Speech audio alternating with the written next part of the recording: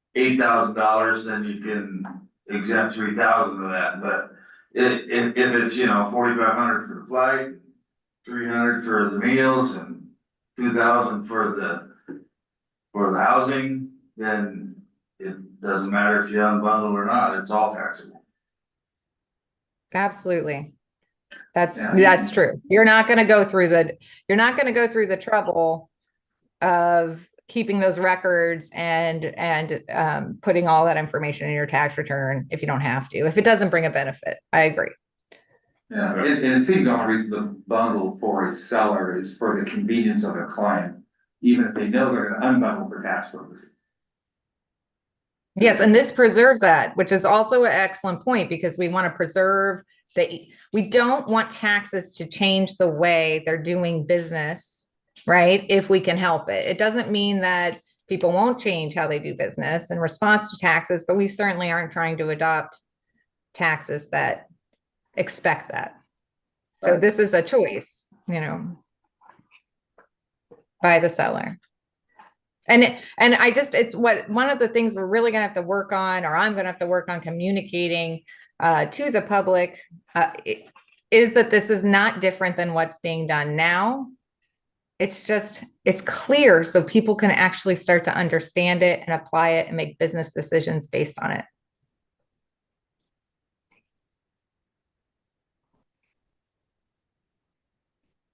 So do you guys feel pretty good about bundled transactions? Because I do feel like this is where you're going to get a lot of questions from your constituents. I don't want to leave it until you feel good about it. I think it's all All right. very, yeah.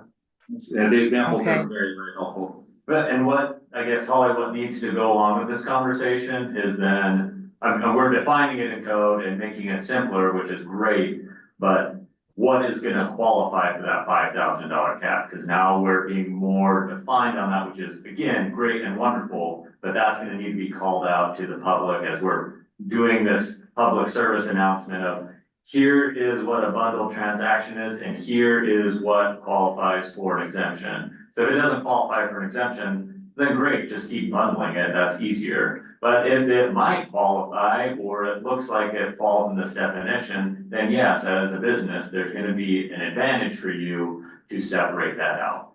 And I think that's the piece that needs to be very clear for the public. No, that's excellent feedback, because I do think too, this worksheet, understanding bundle transactions, was really geared towards council and knowing that we were going to walk through some of them, right? So one of the things that's missing here is I've laid out bundled and unbundled, but I haven't talked too much about how the tax treatment can be changed or different based on what you're reporting, and so those are that sort of Q&A we were going to want to add based on what you're saying. I think it sounds like that'll be important for the.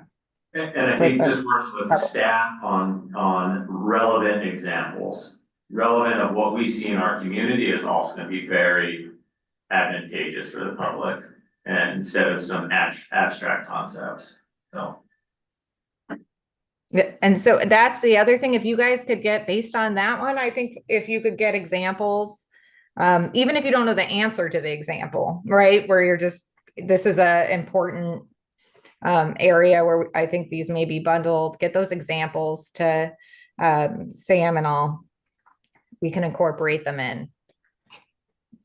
So far, yeah, and that is one of the things we see. We see this shift across the country. The cases are coming in, everyone's defining bundled transactions, they're trying to deal with them. It has been triggered by technology. So it impacts all of these on the ground businesses. And that seems to be more important for Cordova. That's really where we're going to see it play out more, and for other Alaska communities. But the reason why they got there is because of technology, which means the examples, if you Google it, are not helpful. So if we have members of the public that are trying to understand this, they can find the definitions, they can find the court cases. They're not going to find things that are really helpful for them, I don't think. Yeah. Holly, since it's almost 6:30, can we go over the sheet for construction materials, or because I think these are the two big things we really want to understand.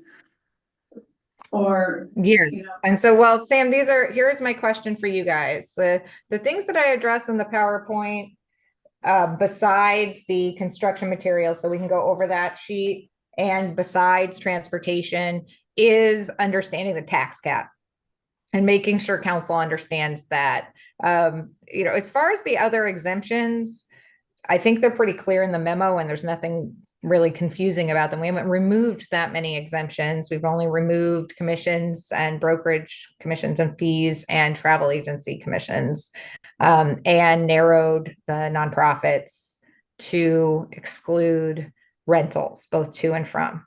But really, that's it. Those are our big changes in the exemption realm. So do you guys want to go through the construction materials and services and those changes in that area, and then see if maybe we have time to talk about the tax cap? I sure would like to. Okay, so the construction materials and services changes. So currently, the construction materials and services are exemption, and I'm going to use that term lightly, is dealt with as a separate tax cap. And what all that it really does, because it doesn't exempt the purchaser from paying tax on construction materials and services, right? It just treats them like essentially a bundled transaction. All construction materials and services on a project that is permitted, that are by a purchaser, and this is important because this is a little bit awkward as well, by the purchaser who obtained the permit, right? Those are currently subject to the $5,000 sales tax cap. And we define that a little bit in that it has to go to the structure, or the exact language, make sure.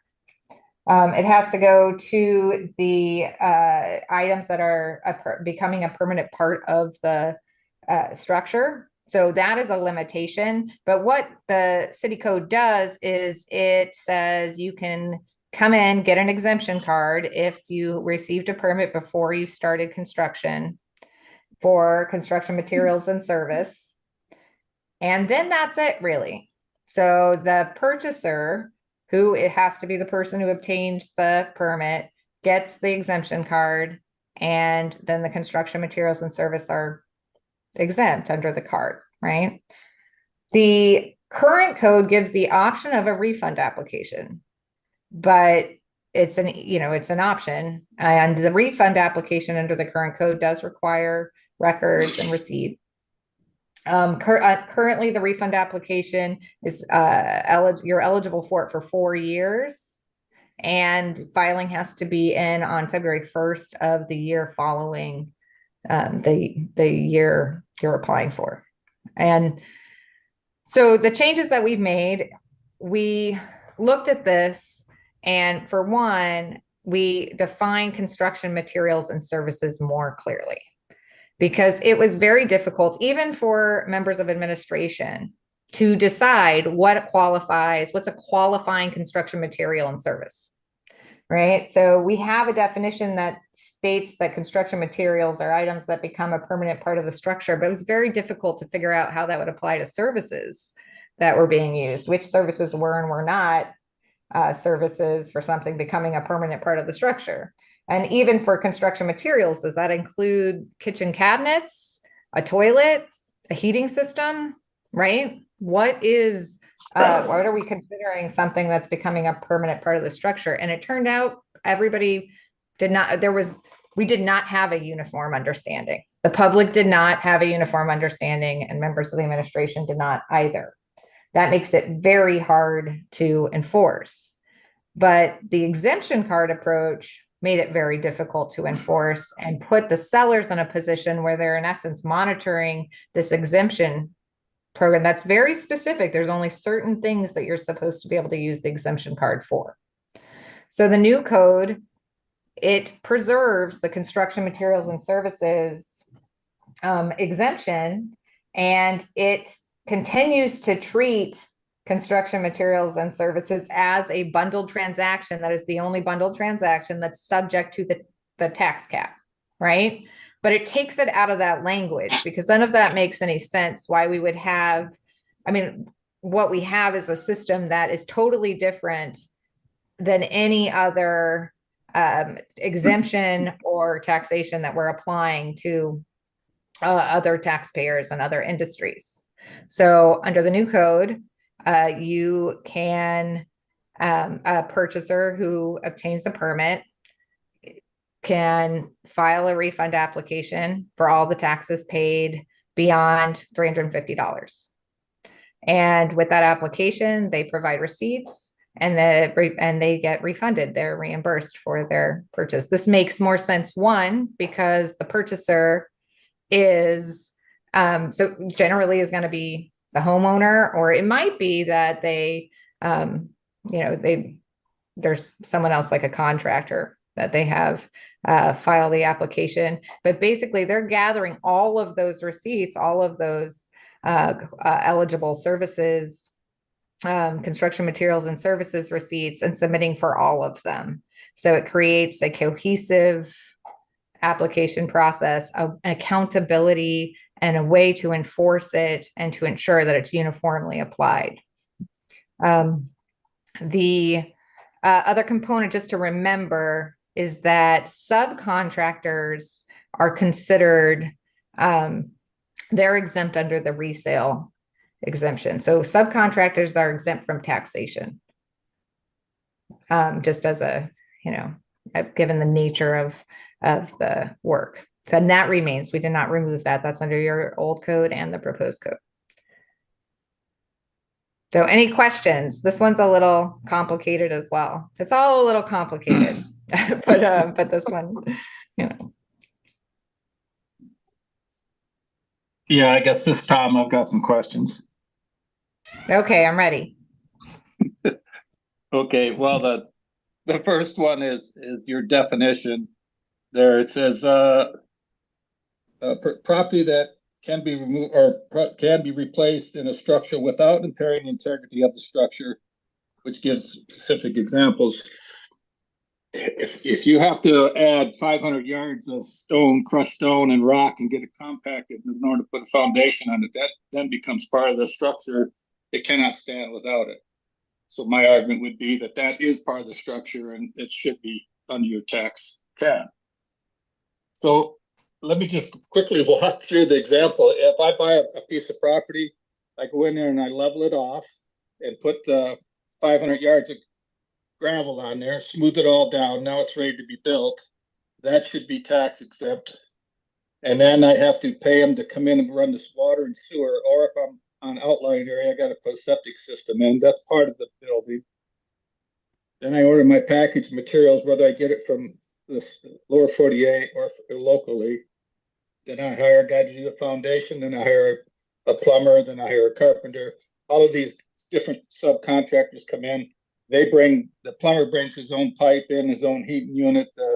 The kitchen guy brings his cabinets in and countertops. Everything gets installed. But I think of it, that's all falls underneath the cap is what I'm getting at. So if I just come in and buy that tax exempt card, pay my upfront taxes of $350, I can complete this whole house doing that. Now, are we off base on that? Are we changing that, or are we agreement? Okay, so you're not going to like my answer, but I'm going to give it anyway, and you can, we can break it down. So you had me up until you started talking about cabinets, the installation of the cabinets. So I agree with you. And my interpretation of the construction materials and services would include those services that you're talking about that go to the integrity of the structure.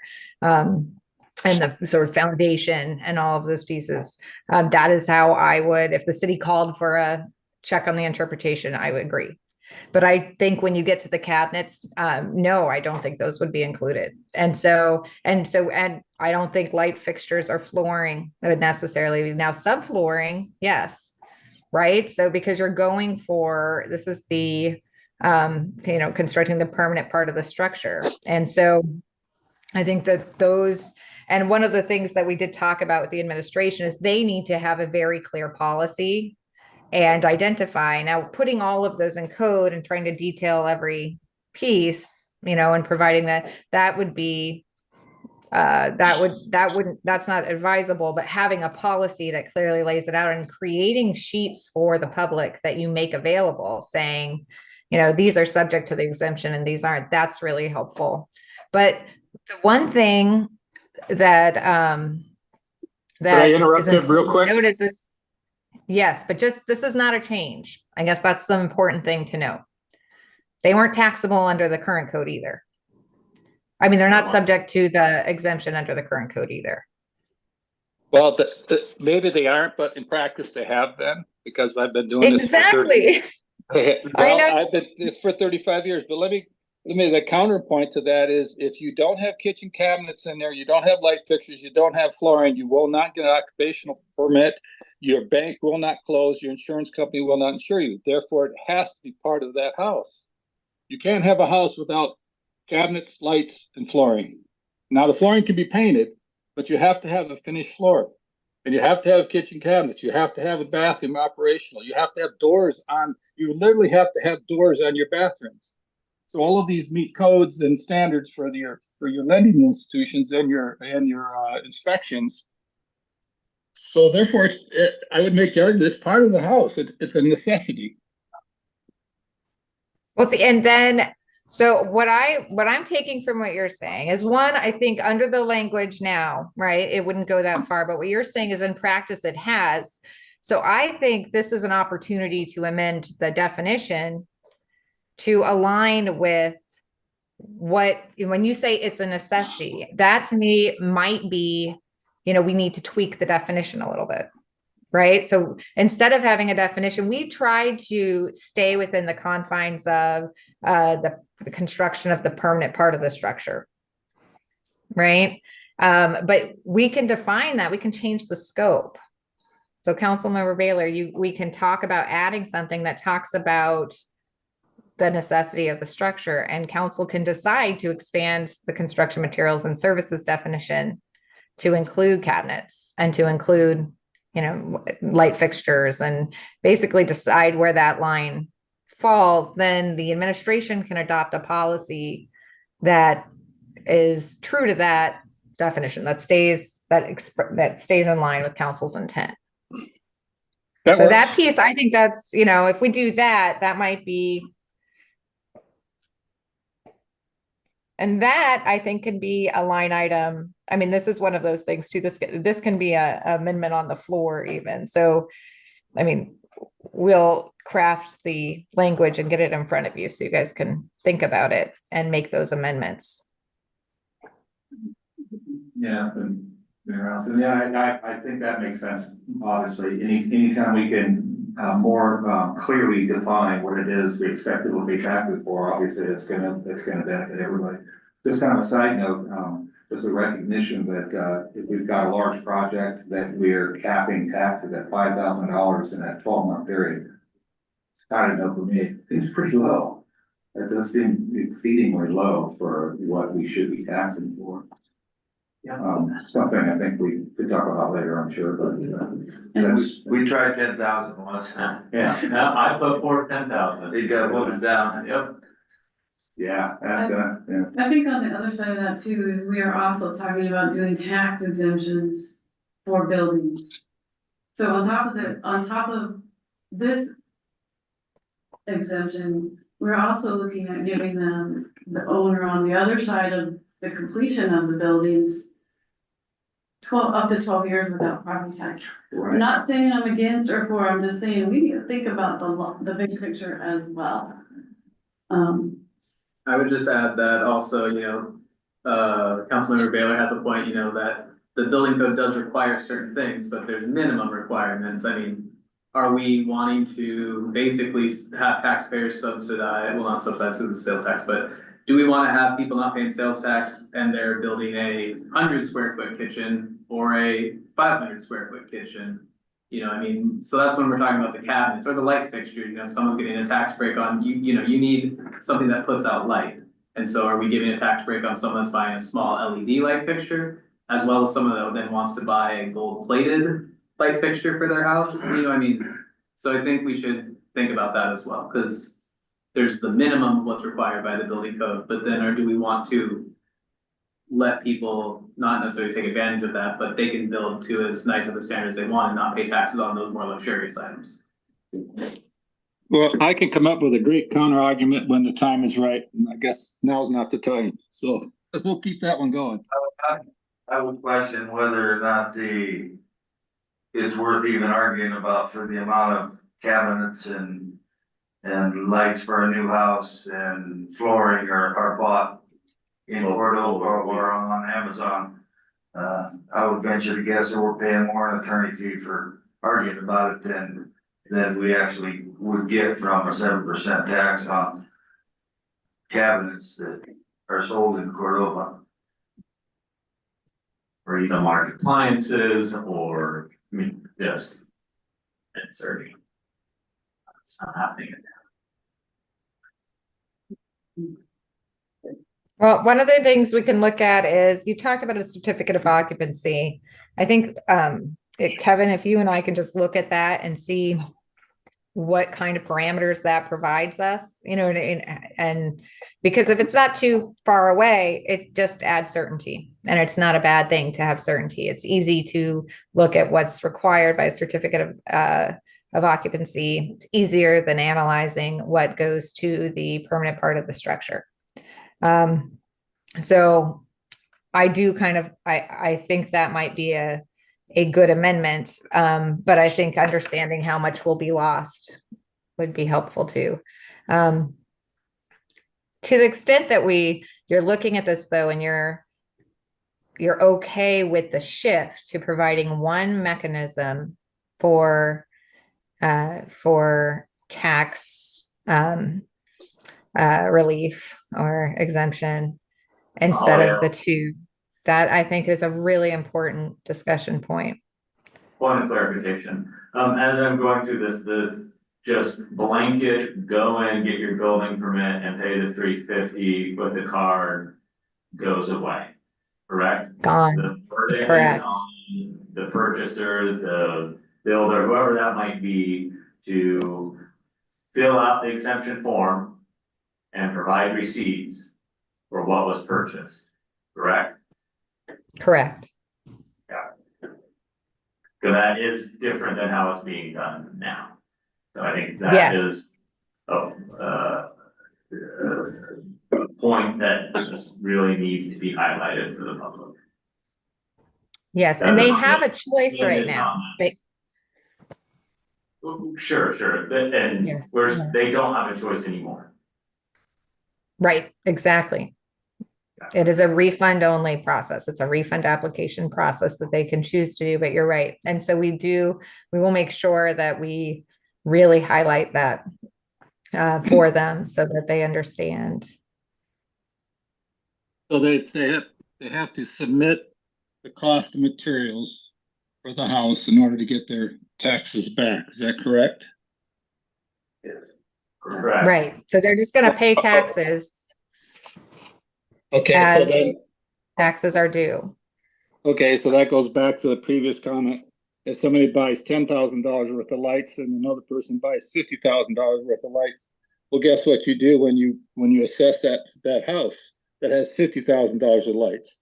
His assessment goes up, and you get it back in your property tax. The house will be more valuable, therefore you're getting it back. So it's kind of a moot point how much you pay for what you're getting. What is the house going to be worth when it's done? And the more you put into it, the more we charge them for property tax, the more the value is. And so that really raises a good point. I think this is one of the things Sam was just wanted flagging for council. We're talking about sales tax, but sales tax and property tax and all these revenue raising options, they all go together. So if the reason for, like, to the extent there's, you're looking at the sales tax and making decisions based on that income that you're going to get from the property tax based on assessment. But if you then adopt a property tax exemption that undermines that property tax, on development. You know, are we undercutting ourselves? And that is okay. This is council's decision to make. I just want to make sure you're weighing them and you're thinking about that. You know, think about the implications, I guess, and that's only because we're in this very unique area where construction materials and services and development are getting really favorable tax treatment. I mean, the construction materials and services tax exemption is unparalleled elsewhere in your code, right? Nobody else, no other industry is treated that way. And I understand the policy reasons, housing issues and development, but it's just something to be aware of. But it sounds like that all council members seem to have a pretty good grasp on the changes and how they affect construction materials and services. Yes. A couple small things, but we do want to draw your attention to them, that we changed the application period from a 4-year period to a 2-year period. And then we lengthened, because we need the receipts and there'll be more people using the refund application process, we lengthened the refund application return deadline to October. I can support that. Okay. And then Holly, if I could just clarify really quick, I think Tom Baylor makes a really good point that we'll be able to get a lot better true valuations for these homes for the improvements. When I was making my comments earlier, I think it might have been Mayor Allison said that, you know, we're talking about things that people would be buying in Cordova, but this sales tax exemption also applies to things bought elsewhere, like a remote seller, so Amazon, or if you order elsewhere. Only online though, it doesn't, Yeah. you're not gonna charge me tax for something I go to Home Depot in Anchorage and buy it. No, but if you bought it I like through love Home those Depot Seattle. online, if you bought it through Home Depot online, like out of Seattle or something, Sure. shipped it up, then you could Sure. use the tax exemption towards that. Yeah. Yeah. I don't think you're seeing much of that in Cordova. Yeah, I just wanna make sure that was clear. Do we have a few minutes to talk about the tax cap? Yep. Okay. So the reason why I want to talk about this, you don't have a worksheet on this. I didn't give you a worksheet on the tax cap, and those are the clearest and most, you know, the easiest to understand sort of breakdowns. But there has been a fundamental misunderstanding regarding the application of the tax cap in Cordova, in my opinion, just sort of as I look back at questions posed by the community. And one of the reasons is, while the language clearly says that this goes to what they call a single purchase transaction under your current code, it was very difficult to figure out how to apply it. So one of the things that we did, I mean, it wasn't difficult to figure out how to apply it. It was difficult for the public to understand how it was being applied. So we broke it out as much as we could and made it as clear as we could. So we reference a single item and a single transaction of service tax cap, right? So we make it clear that these are single transactions that are eligible for the tax cap. And then we look at the situations where we saw confusion in how it was applied. So we look at the extended services or deliveries. So what happens when you are delivering a service or delivering a good over an extended period of time? So you charge, you charge $10,000 to clean houses for the year to a commercial entity, and then your business gets cleaned every month, right? It's for monthly services, and it's a year-long contract. So each one of those months, because the service is not complete, it has not been delivered. So the sale is for something that lasts the year, right? So each one of those months is treated as a separate single transaction of service. And this language mirrors what they do with the Uniform Sales Tax Code. And so initially we had exact language It mirrored their language exactly. We tweaked it a little bit just to try to make it clearer, but it has the exact same purpose and meaning. In addition, we broke out rentals and we broke them into the monthly rentals and rentals for less than 1 month. And we clearly specify that the cap applies to a rental that's more than 1 month by month, right? Till the end of the lease. And the rent and the cap applies to a nightly rental by night. So the purpose was to just try to make it really clear. And so hopefully it is really clear and everybody on council feels like they understand that. But I wanted to check in because again, if it's not clear to council, it's not going to be clear to the public.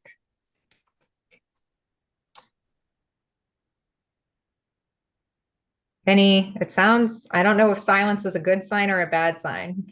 It's clear to me.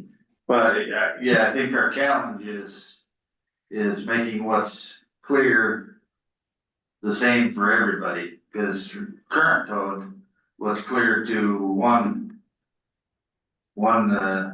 person renting his warehouse out is different from his neighbor down the street renting his warehouse out. So we just need to make sure that that definition is clear and succinct enough to where everybody has the same clarity on it. I guess for me, is it clear enough for staff to enforce it? Because that's really what it comes down to.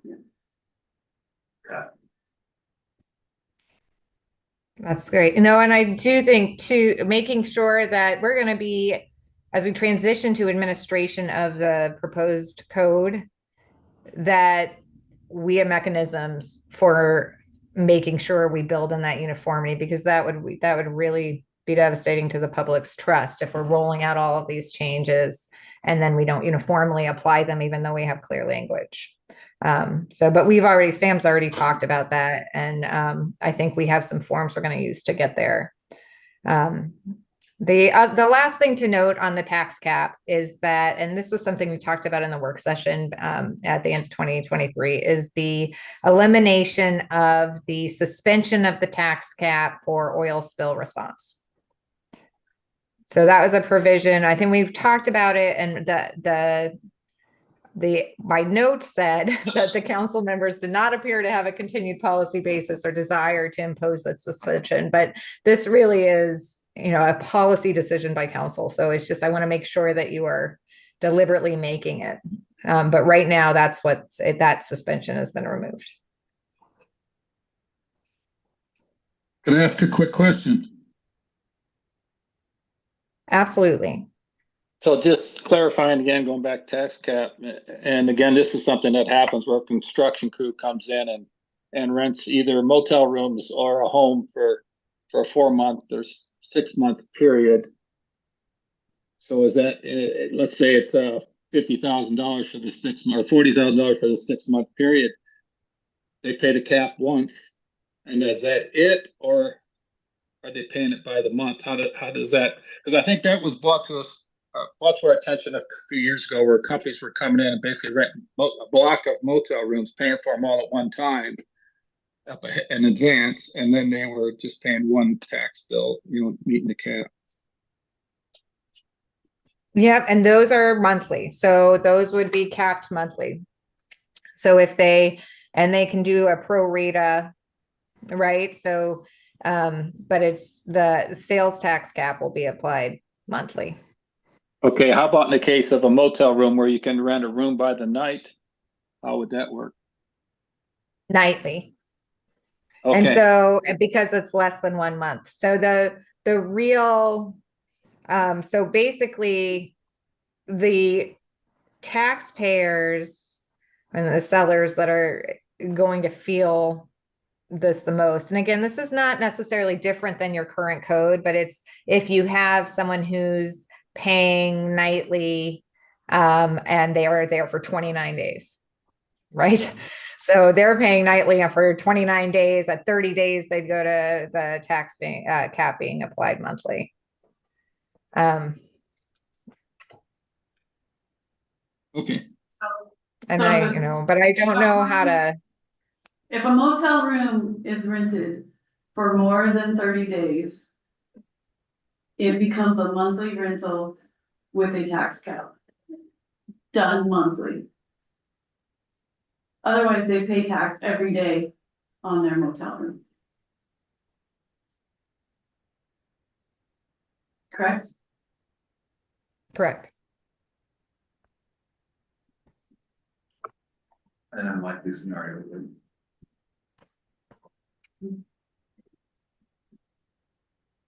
Is that what your answer, is that what you're looking for, Tom?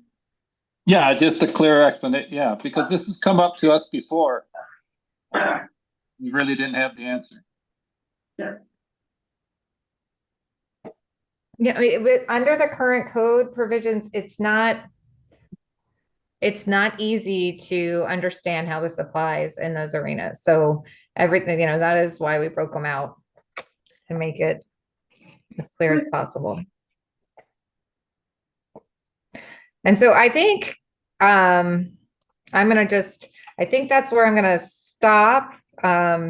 And then just see if there's any more questions. I'm gonna go back to my slides. And again, as we move forward, this PowerPoint will come to you again. I probably will tweak it a little bit just to reflect some of the insights council had. But this way, the public, when they show up, and I expect we'll see more of the public in the hearings, in the public hearing, then we can, they'll be a part of the conversation and can walk through this. One last thing, just note that we did update penalties, interest, and enforcement. We separated out late payment and late filing penalties. Those are very different things than violations that are based on fraudulent and misrepresented information or filings, right? So we wanted to make sure we were treating those separately. There's been an increase, so the public will care about this. Most likely, there's an increase in the filing fee from 25 and the late filing fee from $25 to $50 with a maximum of 150. It used to be 100. There's no change in the interest rates. Those are set by statute. We can change how we apply them to the months, but the total amount of interest is set. And any questions? Do you guys want to, is there anything that I didn't cover that you guys want to delve into? No? Okay. Thank you for bearing with me at the beginning of the PowerPoint. I think when it was, when I got kicked off the system, it left me a little bit dazed and confused. So I really appreciated your patience. I know this is a lot.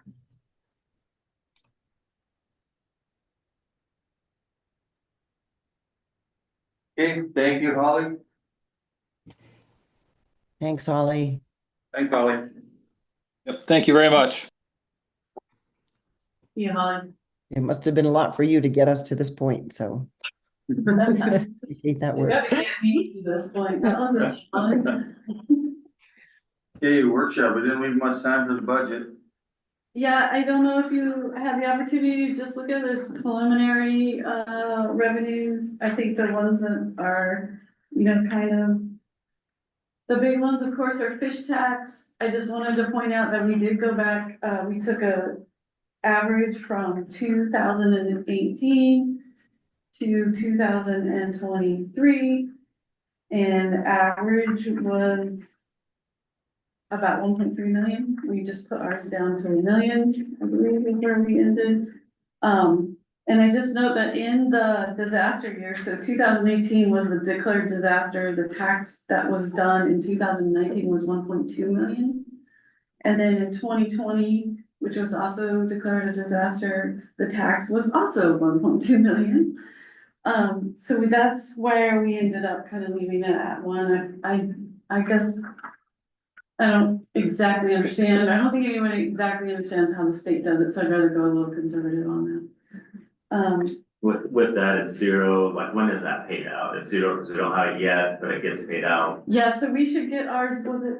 Sometime in October. Okay. Yeah, All right. so Update that. we'll have a little better, and then on sales tax, we kept the remote seller at what we budgeted. Because we took a closer look at when I was talking about it in the previous work session, we never went past the third quarter, because everybody's like, oh, that last quarter, it's nothing. Well, actually, for the remote sales tax, it's pretty good.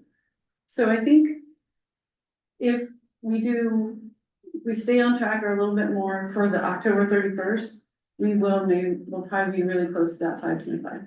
We'll have a better idea after October 31st for sales tax.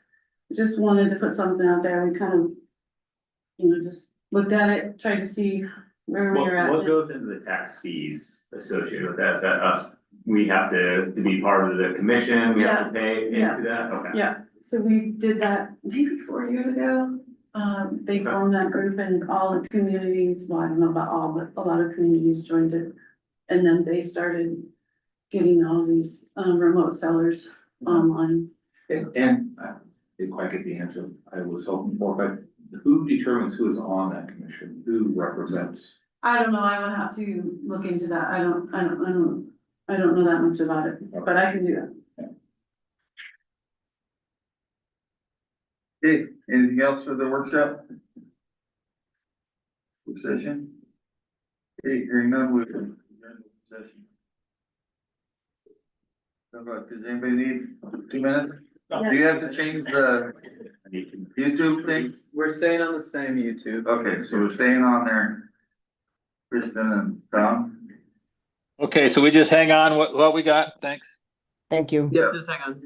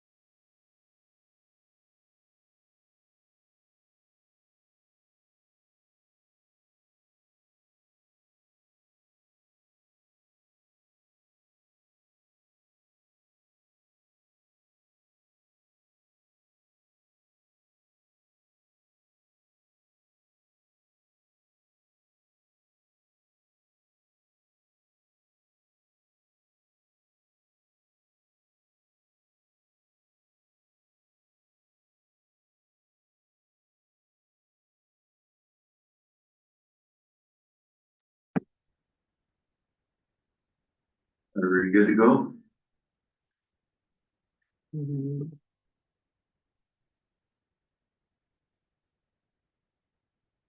Good to go.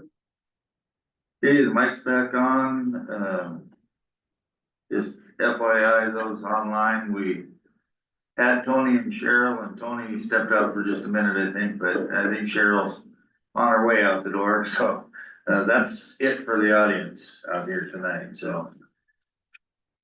Okay, are we on record there? Yep, good to go. Everybody good to go, okay. Okay, we'll call the regular city council meeting of October 2nd, 2024 to order, 7 p.m.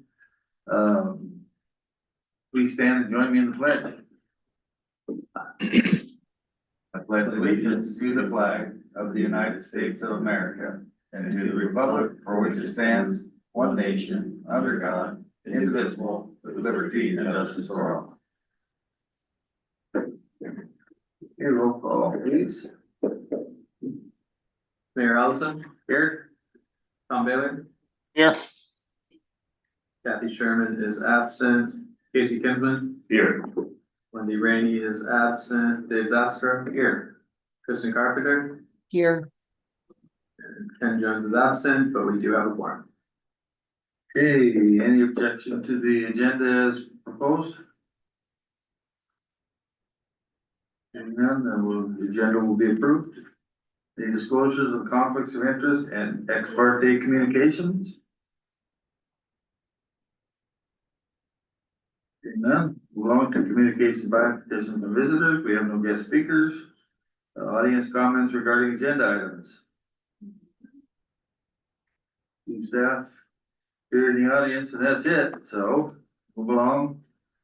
Is any chairperson, representative, boards and commissions here or online? Don't believe so. We have no student council, so the consent calendar is before you.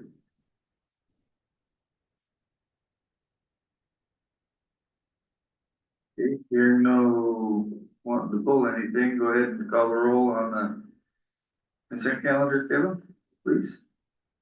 Tom Bailey, Yes. Casey Kinsman, Yes. Dave Zastra, Yes. Kristen Carpenter, yes, the consent calendar passes.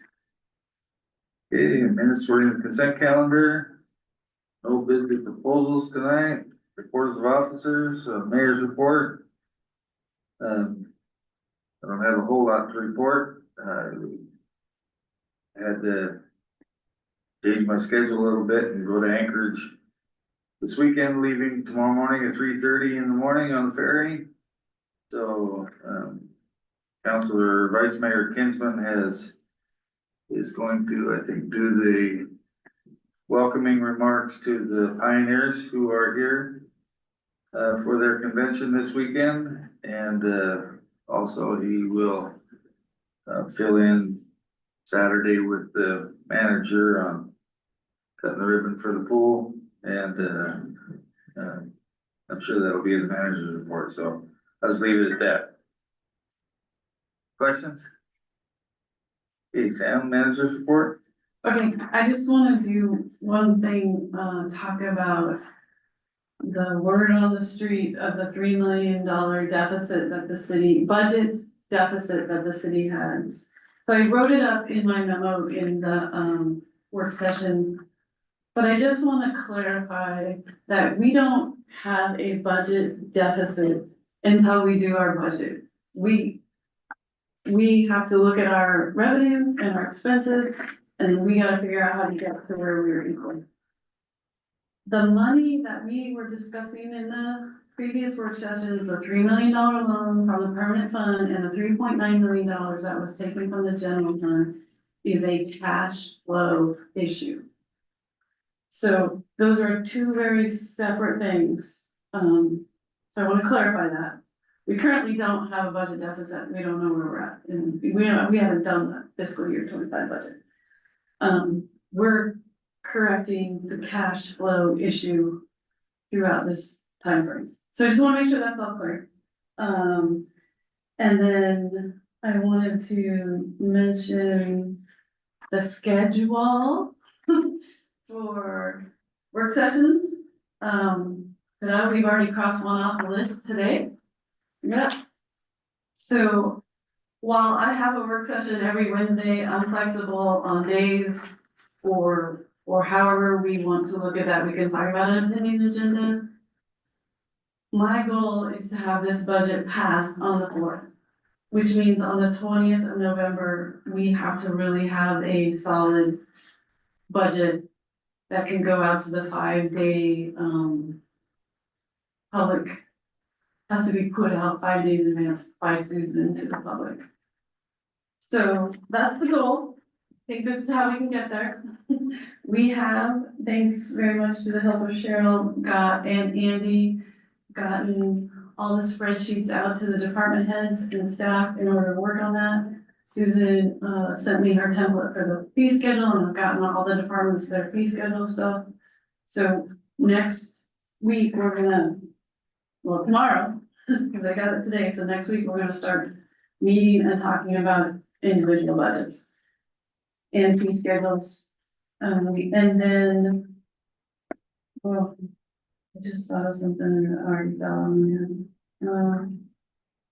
Anyway, I'm kind of hoping that we can not have to have 2-hour work sessions every Wednesday until the 20th of November. But we'll see how it rolls. We can be flexible on that. Next week, I want to talk about, other expenses that aren't related to departments necessarily, like ski hill, chamber, other people that we give money to. Just want everybody to know that's on where that is and what it looks like. And then also the Cordova Center just has done amazing this year. They've already met their revenue goal, and we have 3 very large conferences coming up. So I'm pretty excited about that. We might be off, we moving into the back kind of to where we were pre-COVID. And we have a great person working that, so that's pretty exciting. A lot of our departments have done well. It's just really good to see that, because I felt like we were never gonna get out of the COVID blues, but I think we're moving there. So,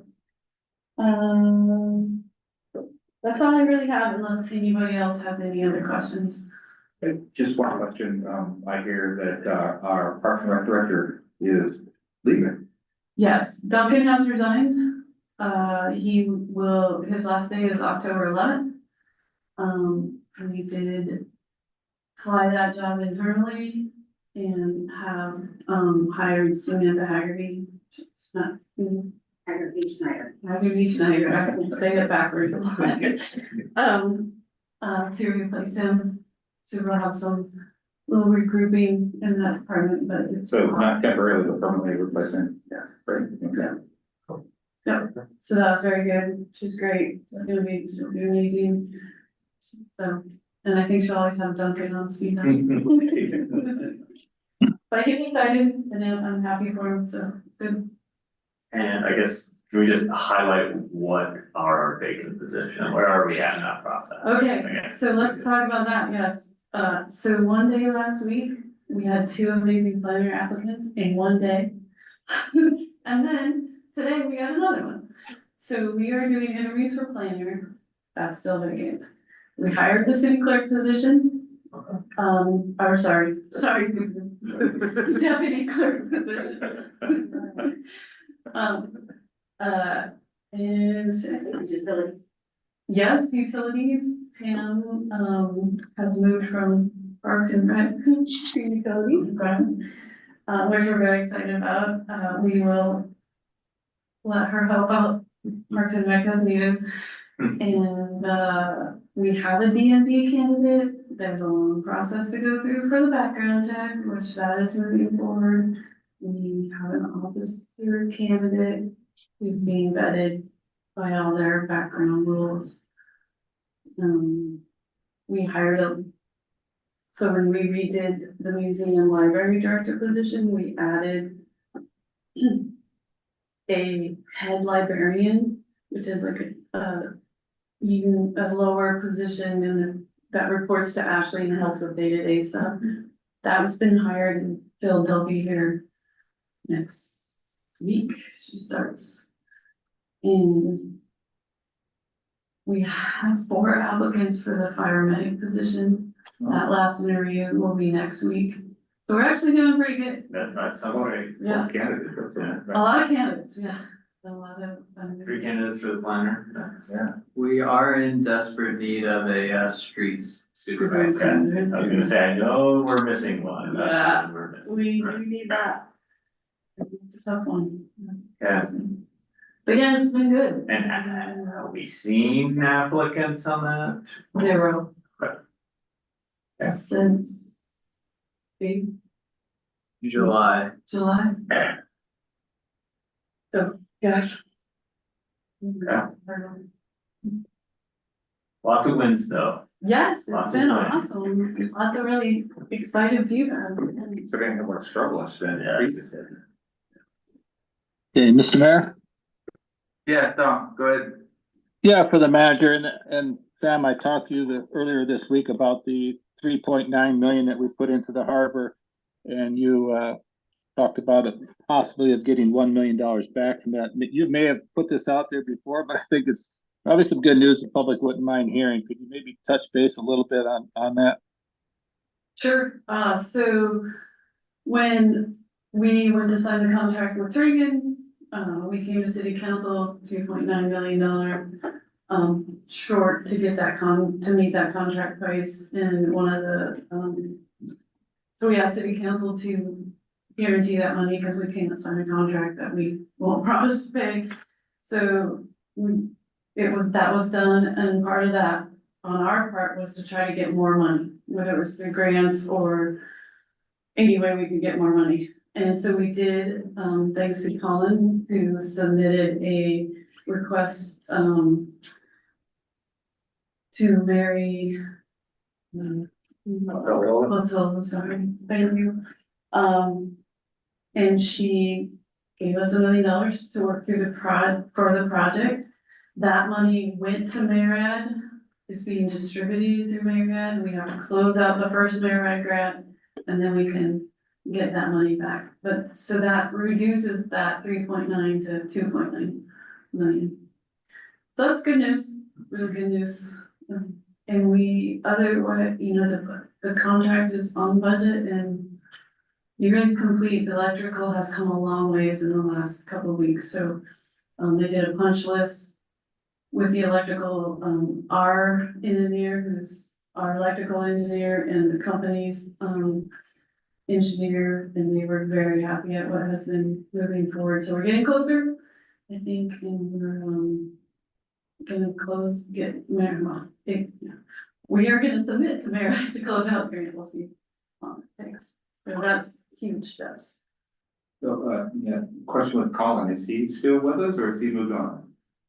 Colin is working part-time or temporary. He's coming and he promised me he would wrap this project up and he's gonna do that.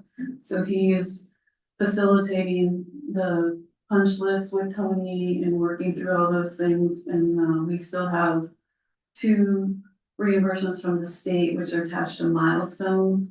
So substantial completion and then completion. And so we can't. He'll make sure those get run through and he'll have all the closeouts done for us. Yeah, so he's in and out.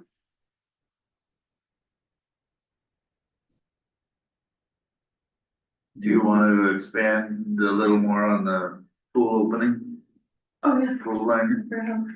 The pool's full. And it's warm. So that is, I have an email from Duncan. Today's his birthday, so he has not birthday. I could come on his birthday, they don't. So, he's invited all city council if you would like to come at October 5th at 11 a.m. at the pool. It's the reopening. It looks beautiful. It looks like a whole new pool. It's amazing. And then I guess Casey and I should talk about what we're gonna say and who gets to do the chop with the big scissors. And that happens to be the 50th anniversary. The pool was opened in 1974, so that's kind of cool. We're doing a big reopening on that.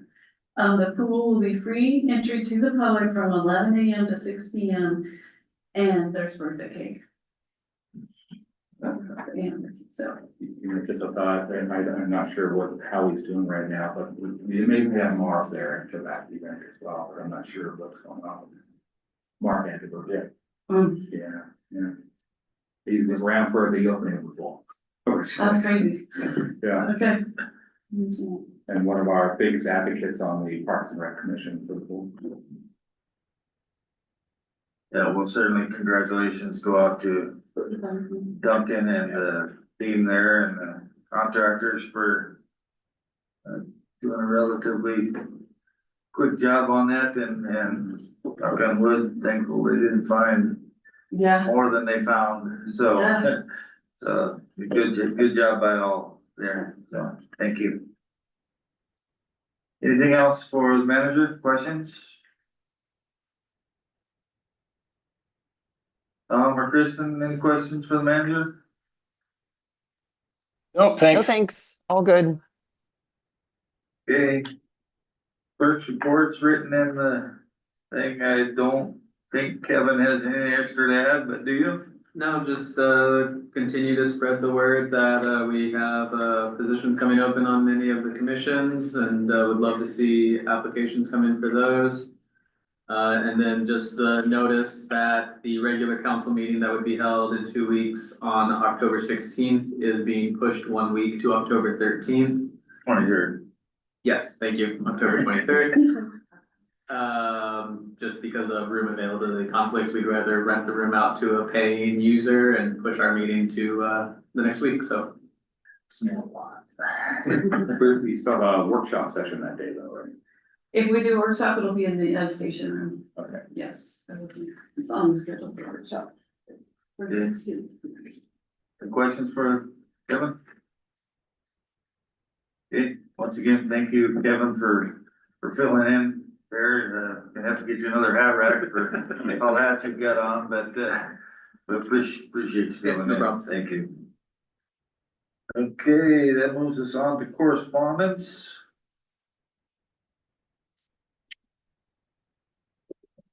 Yeah, that forwarded to you. Okay. Takes us to ordinances and resolutions. For speed, I'm gonna abbreviate here, ordinance 1221. Regarding, sales taxes. Make a motion. First reading, so just simple majority of the, who's here. So moved. And a second. Been moved and seconded, Councilor Kinsman. Ready to get it on the floor to discuss or first reading. One of those that I would be really awesome if there was more public in the room. There's a lot of it is, from what I can tell, good work in just modernizing the code. I mean, that's really the bulk of it, what I can tell. But there are some changes in there and some definition changes that, that affect the public. So, I think generally I'm in favor of it. We've put a lot of work into it. I think there could be some, maybe more points of clarification into it that we can look at, but I think, yeah, generally I'm in favor of moving forward with it. Councilor Zestro. Yeah, I agree. I think it's a lot of cleanup and for a first reading, I'm happy moving forward with it. Okay, Councilman Baylor. Yeah, well, I'm still a little confused on some things, but I'd sure like to get some input from people that actually do run guiding operations and like Councilman Rainey, I'd be interested to get her input, how that affects, how it's gonna work for them. Or do they totally understand it? So we definitely need more input from the public, especially businesses. Some of the changes that the lawyer talked about with, as far as going with the construction materials. Certainly would like to see that, how that gets all defined, and I think it was a good discussion. Just throwing this out there, I think as we talk about the construction tax exemption versus, incentives for building homes, I think this is the only incentive that we need. If we break this down, this is your upfront cost. This really allows, whether you're just struggling to try to get a house built, or you're a multimillionaire building a house somewhere there in Cordova, which is happening. This is the exemption that really helps everybody, the community, the contractors, and everybody. The incentive after it's built isn't needed. This is the upfront cost. So I really support that and look forward to seeing how she defines some of the things. She seemed to agree with some of the points that I had. And Kevin also. So for first reading, I'll support it, but hopefully we'll get more input. Thanks. Thank you, Councilor Carpenter. Thanks. Yeah, I echo what Councilmember Baylor said, and I just really appreciate all the work that the attorneys have put into bringing this up to date, and I think clarifying it and kind of rearranging everything so that it works the way transactions work currently. I mean, I know it's not perfect yet, and like Councilmember Baylor said, we're hoping to get more input, but I feel like it's leagues ahead of where we were, and I just want to, so I support it now for the purpose of moving it through this process of getting some more public input. And I'm just really appreciative that we can, of all the work that's being done to update this. Thank you. Okay, thank you. Does council want to officially, we talked during the workshop about maybe expanding the definition of construction materials. There might have been a couple other things that we talked about. Do we want to have those incorporated into the second reading? Yes, and Mr. Mayor, with that, what I'd like to see is the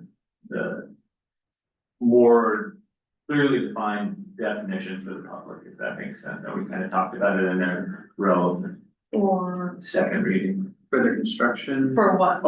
Sorry, yes, there was some for the construction, but actually for the bundle examples, this is relevant for what our community would see. I think would be helpful for. We wouldn't be codifying examples. I mean, we're going to be coming up with some educational material for sure. Absolutely, and I think that's what I would like available at a second reading for the public to be able to see it. Absolutely, it wouldn't be codifying, but just something that the public can digest. Yeah. To help the public and the council be more clear on it. Yeah. I agree. And that would probably bring out more members of the public too, that have some back reference and more likely to come and discuss, their concerns or acceptance. Okay, so just so I'm clear. Everybody's in agreement that we want to change the definition that currently exists for construction materials And services. and services.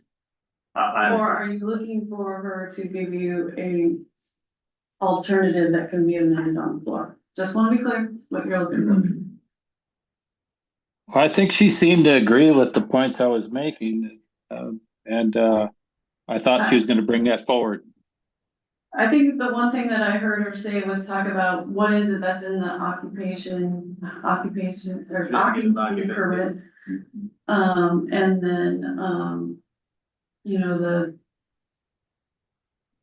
and could that help define? I think to the point of the definition, and it got brought up, and the direct correlation to what gets submitted is now our record, public record, and can then be used for the property value. And that to me is valuable to have that information. And we're lumping into a tax exempt, upfront taxes, or whatever you want to call it, part of the construction process. So I would like to see that definition. I didn't revise with going with what she was saying, built based on like occupancy. Anyways, all of the planning jargon behind it. So to more, I guess, more be in line with what, Councilmember Baylor was putting out there. I think if she's not sure whether we want it in the code or not, for now, if we have a couple of options to put in there as an amendment, that's fine too, either way, but I think what I'm hearing from council is that they want to expand that definition. Yes. Okay, so maybe we'll put in a couple of amendments. That way you can mix and match and Yeah. and get what you're looking for. Yeah, once they get, they're gonna have to get some information on the building code or whatever before they can find I what's think- in it. For me, I think if you simplify it is what is a house completion when you can get a house loan? And like I said, they're not gonna give you a house loan without the kitchen installed. They're not gonna give you a house loan without flooring. And like I said, it can be painted flooring, but you'll have to have flooring. There's all these things. Everybody knows what a completed house is. So, and houses are a lot of times sold, let me reframe it, a lot of times sold without appliances. But built-in appliances have to be installed. So I think we just be real generic and let's help people get a house built, and then we've got a good record. Yeah, Tom, we'll do our best to do that, but I mean, I'd hope you would agree with me that, I mean, you're talking about, like, I don't wanna get into a bunch of specifics, like, you're saying like a stove has to be included, but I mean, the building code doesn't require a stove has to be included. There has to be the ability to prepare food is what the building code requires, and so it doesn't necessarily call out that a stove is required for occupancy. Cause there's lots of places that people don't have stoves, they have other ways of preparing and making food. Yes, but if the house is built in a manner that requires a built-in stove, like a built-in wall oven or a stove top, then it has to be there. Now, a standalone stove, you're correct. That doesn't necessarily have to be there. But why, for a few small items like that, why even worry about it? Let's just make it happen. Yeah, no, I'm not disagreeing, I'm just saying that it's just going off of purely if we went off what the building code requires, it's not always going to list out items specifically like that. Right. Well, not only the building code, you gotta remember what the banks want also. Yeah, okay, anything else on first reading on ordinance 1221? And then this is a voice vote, so all those in favor of ordinance 1221 on first reading, say aye. Aye. I, Opposed? Carried 4-0. Okay, ordinance 1222, an ordinance of the council of the city of Cordova, Alaska, enacting Title 7 city property and relocating and renumbering CMC chapters 5.12, 14, 16, 22, 23, 24, 28, and 29 to chapter 7 through 7.80 of Title 7 of the Cordova Municipal Code. First reading again. So moved. Second. Councilor Kinsman. Yeah, I actually am really in favor of this. I think this makes a lot of sense, and I definitely on first reading. I look forward to maybe seeing more points brought out on this, but I think it's pretty I believe that there hasn't been any changes other than moving. moving it. Yeah, correct, and- this is a verbatim of the existing code. We had talked about implementing changes to it because I know that at the last meeting, we had specifically discussed like the noticing for changing from not available to available. And I had brought up whether it was appropriate to make that change now, since we're moving the code, but Holly said that, because of like noticing procedures and things, since we're already moving a section of code out of another section, it would be better to move it and then do a future ordinance that then changes the new title. So that's what we'll be doing. And that's how I understood it. I just wanted to, I look forward to giving it some time and attention. Obviously, it won't happen this year, and that's okay. I'm okay with that, but at least it's in an easy place that we can revisit it and have those conversations and correct it and bring it to today's time and age applicability. So I'm in favor of it. Thank you, Councilor Zastro. Yeah, for the same reasons, it's an administrative function just to make it available for future, cleanup, so, yeah, makes sense. Councilor Carpenter, I agree. Councilor Bailey. I support it. Okay, so then on ordinance 1222, this is a voice vote. All those in favor, say aye. Aye. Opposed? Motion carries 4-0.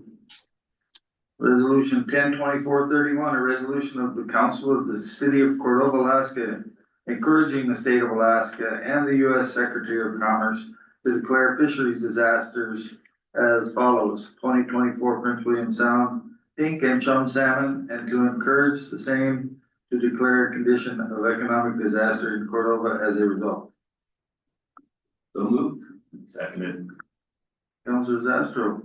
Yeah, I had a chance to sit down with Samantha this afternoon and talk a little bit about the previous disaster declarations. And it sounds like it takes a long time to get this money back.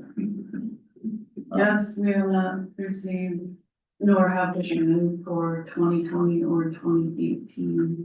We did get, the city did get money for 2016. Just this. Oh, no, that was part of harbor funds. Okay. The money is tied to fisheries. So, I certainly support going for these emergency funds, but is there any way to speed that up? It seems like the need is now and taking that long. Congress's work is going through their speed of government process. Because Try to put it in for like 90 days or something like that, or they make it a time certain so that these agencies have to give out the money. They've had the money in their bank account since it was declared.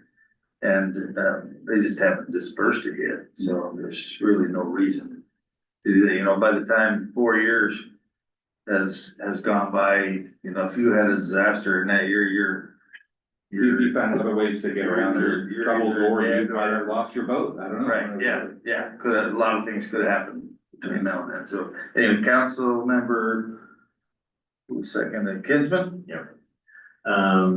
I guess along those same lines, is there something with this that we can maybe not put pressure, but some encouragement or band together or something directly to go to our representatives? Is there a benefit to that? Jess is on the line. I really don't know, and Jess Reed is on the line. Did you? Hi there. Can you hear Okay, me? Yeah, we can hear you. Did you Hi, hear? Thanks for entertaining this resolution and your motion. Yes, absolutely. I think a letter from the city that also went to representatives in Congress would be meaningful. That being said, the mayor just spoke to this, but there is active legislation in the US House and Senate called the Fishes Act that's supposed to narrow the gap. Basically, the Office of Management and Budget, this is where all the things get tied up. They don't have any guardrails on their like when they need to release funds to NOAA so that it can disperse to Pacific states. So that legislation would change the statute so that it would be 30 days only. You're right, it takes a really long time for these disaster funds to come through. This being said, if you pass this resolution, we can work together and submit to the governor, and that's what kicks off the whole process. And there's so many eyeballs and attention toward getting this through. Yeah, I'm here to answer any questions if you have them too. I absolutely in support of it. That was, again, just along with the council member Zastro, anything else we could do. So I guess in partnership, if you guys think of anything else we can do, we're here for that. So. Fantastic. Councilmember Baylor. Yeah, well, obvious, I'll support this, but I do have some questions. I mean, are the expectations that every year we'll always have fish come back? Is that natural resources always guaranteed? Not sure how we get this disaster thing going here. I mean, when crops fail, farmers do get crop insurance, but they pay for crop insurance. If forestry burns down or logging gets shut down, they don't loggers don't get paid. It's just interesting to me how how many times are we gonna do this? Is it any time that the fish don't return, it's a disaster? I don't know. Are we guaranteeing people income? But all of those questions I've got, but I'll support the letter and we'll see what happens. Thanks. Councilmember Carpenter. Yeah, I support the resolution. And I just wanted to say thanks to Jess and CDFU for putting these numbers together. It's pretty staggering that I think we had 1/10 was the number of, I guess it was dollars for oh shoot, I'm looking at the wrong page. Hold on. Anyway, I was really staggered by the numbers. I want to say it was like that the revenue was 4 point something million this year, whereas it had been 44 million last year. So yeah, thank you for giving us some figures to work with, Jess. Absolutely, thank you. Yeah, and really thank ADF&G. They helped with a lot of the hard numbers. Yeah. Yeah, thank you to all who was involved with that. Any other comments on resolution 1024-32? Hearing none, all those in favor, say aye. Aye. Opposed? Carries. Unfinished business, we have none. New and miscellaneous business, pending agenda. I believe you skipped over resolution 1024-32. Well, see, put my check mark in the wrong spot. Resolution 1024-32, a resolution of the council of the city of Cordova, Alaska, disbanding the fishery advisory committee and the fisheries development committee, consolidating the roles of those two committees, authorizing establishment of the Cordova Fisheries Committee, CFC, and tasking the CFC with the consolidated roles. Yeah, so moved, Mr. Mayor. Second. Oh, I'm giving that one to Carpenter. yeah, give that one. I was gonna say Dave can have it. Councilor Ginsman. Yeah, we've discussed this. I think it's, yeah, I'm in support of this. It makes sense. Hopefully will provide us with the appropriate representation, I guess, is probably the best way to make it. Hey, Councilor Carpenter. Yeah, this is just about revitalizing an advisory committee function and combining the two different committees that had waxed and waned over the years. And I think it makes a sense to be more efficient with how we know we have a hard time filling our volunteer positions with boards and commissions. So it's obviously should be easier to fill the seats for one commission than for two. So purely in those terms, it makes sense. And then, yeah, I think it makes sense to have the fisheries issues concentrated within the purview of one committee. Thanks. Thank you. Councilor Baylor? No, I support it. Councilor Zastro? Yep, I support Hey, all those in favor of resolution 1024-32, say aye. it. Aye. Opposed? Okay, motion carries. Now we're on the unfinished business, none, and the pending agenda. We've got our list of workshops for the budget. Yes, I have two recommended only, and they can be selfishly, just because of my travel needs. The 11/6 meeting changed to the 11/7, just one day, just because I'm traveling. And same thing for the 11/20 meeting, we moved to just even the day before, 11/19, again, I'm traveling. So I wouldn't miss both of those. Again, I'm just one person, so it works for me. I'll check and see what's available for you. What was the second one? The 11/20 moved to 11/19, the 11/6 moved to 11/7. Is the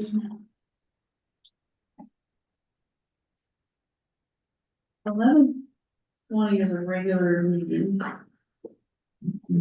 And the 11/6 is a regular meeting, they're both regular meetings. You just say move the workshop. Yeah, just the workshop. Okay, just.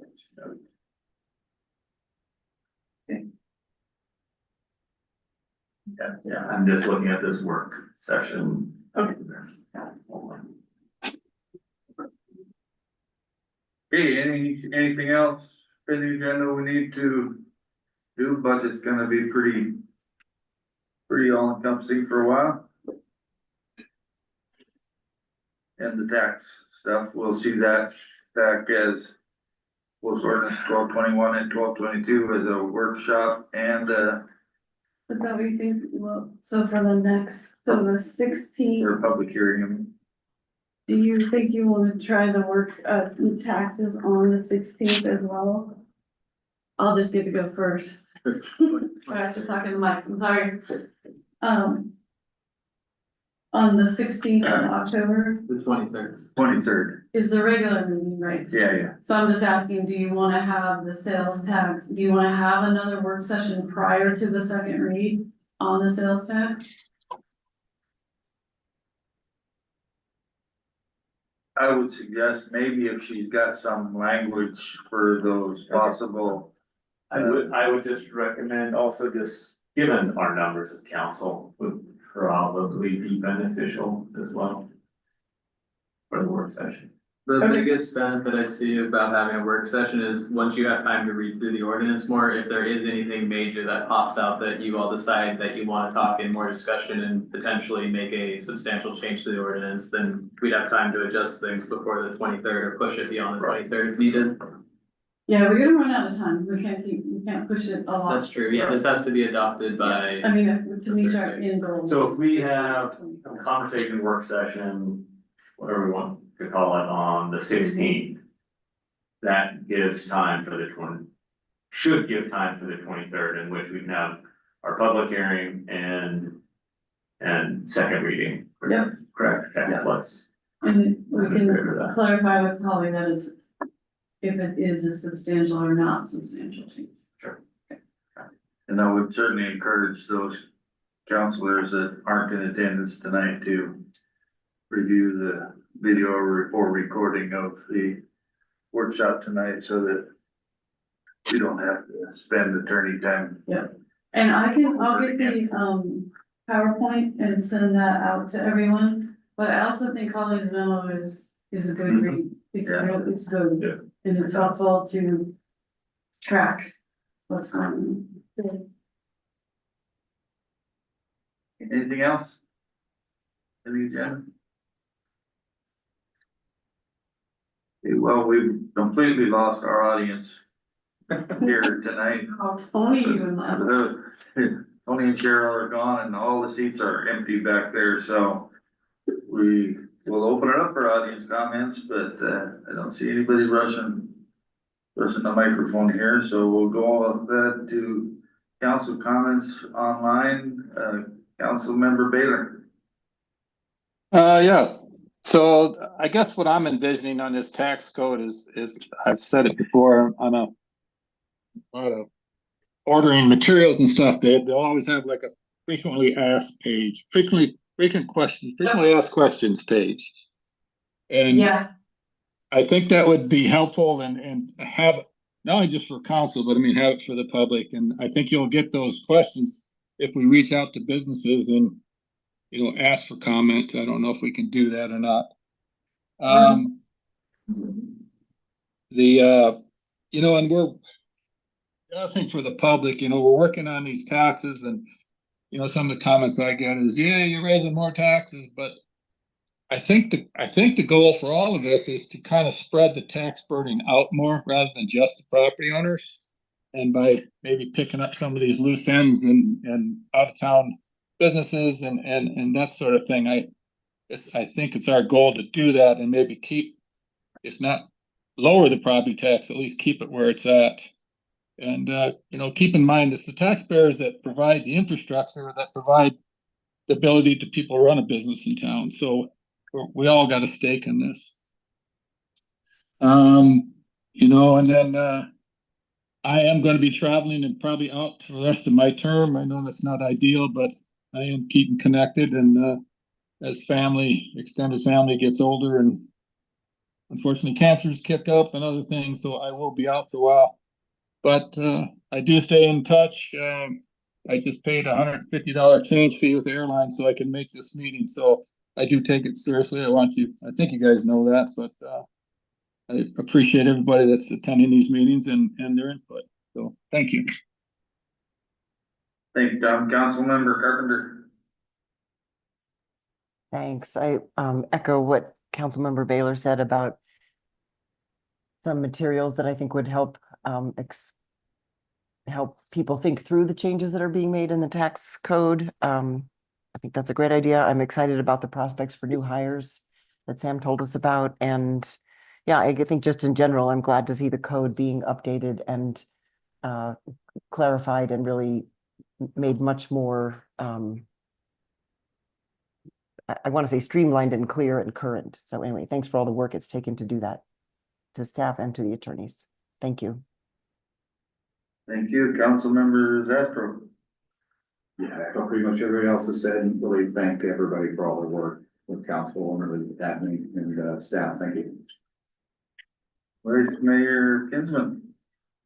I guess to build on a little bit of what I commented earlier of this is Title V, this has to do with, really how our community's taxed and no one in the community's here in person. Thank you for anyone who's online. I can't see you, but thank you. This does matter. So hopefully we can, get some people out for the second reading and really, business owners, individuals, just come out and have a say. I think we have a pretty decent track record. As people show up, we hear what you have to say. We really do. So whatever that's worth, hopefully we can get some more folks in our community in attendance. With that, thank you to staff and putting this together. This is not a small undertaking and really appreciate, really our city manager just picking up the baton that was dropped and running with it. And I appreciate and have appreciated that momentum and look forward to the next year and future of not just stopping here, but just plowing on through. There's a lot of work to do and I'm grateful for your energy and moving that forward. I'm here for it. And you know what, I want to give actually a little shout out to Councilmember Baylor, as I've done just a small amount of traveling and various time zones and trying to stay connected on council. And it is not a very great experience. So I do appreciate you being engaged, and the insight you provide. So thank you.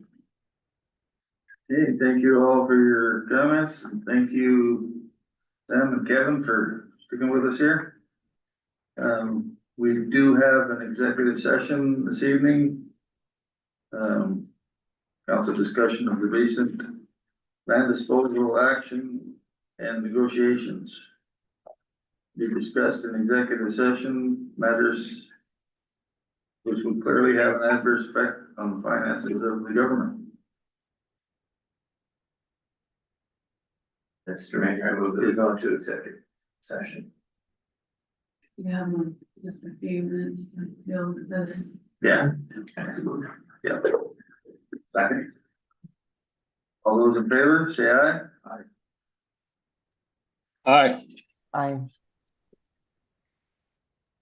Any opposed?